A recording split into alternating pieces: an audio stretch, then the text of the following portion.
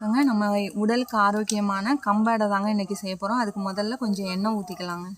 கூட கொஞ்சம் கடுகு உளுந்தம்பருப்பு சேர்த்துக்கலாம். இது கூட கொஞ்சம் ஜீரகம் சேர்த்துக்கலாம். இது நல்லா பொரிஞ்சு வரட்டும். இது நல்லா பொரிஞ்சிச்சு. இது கூட கொஞ்சம் வேர்க்கடலை சேர்த்துக்கலாம். கொஞ்சம் டேஸ்ட்டு நல்லாயிருக்கும்.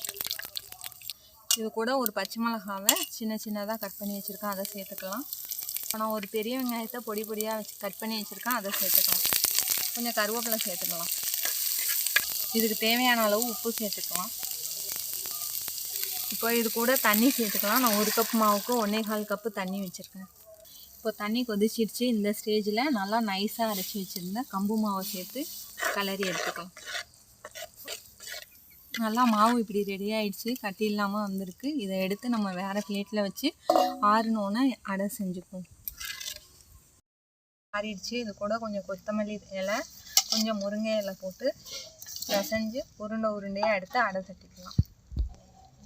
ரெடி ஆகிடுச்சு. அதை நான் ஒரு வாழை இலையில் எண்ணெய் தடவி அடை மாதிரி தட்டி வச்சுருக்கேன். அதை இந்த தோசைக்கல்லில் போட்டு எடுத்துக்கலாம்.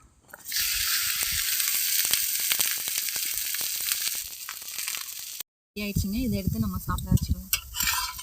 சுவையான கம்படை ரெடி ஆகிடுச்சிங்க. இது கூட தேங்காய் சட்னி வச்சு சாப்பிட்டா ரொம்ப நல்லாயிருக்கும். இது சக்கரை வியாதிக்காரவங்க, குழந்தைங்க, பெரியவங்க எல்லாருமே சாப்பிட்லாம். ரொம்ப ஹெல்த்தியான ரெசிபிங்க. ட்ரை பண்ணி பாருங்கள்.